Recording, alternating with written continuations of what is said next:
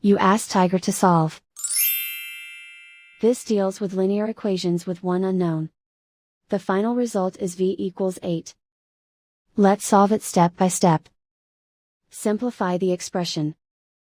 Expand the parentheses. Simplify the arithmetic. Group like terms. Multiply the coefficients.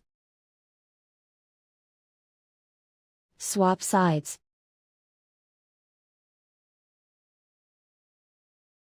Group all constants on the right side of the equation. Subtract 1,800 from both sides.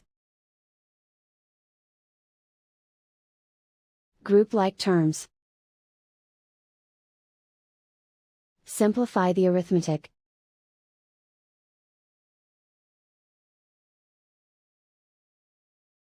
Isolate the v. Divide both sides by -75. Cancel out the negatives. Simplify the fraction. Cancel out the negatives. Find the greatest common factor of the numerator and denominator. Factor out and cancel the greatest common factor. And so the final result is v equals 8.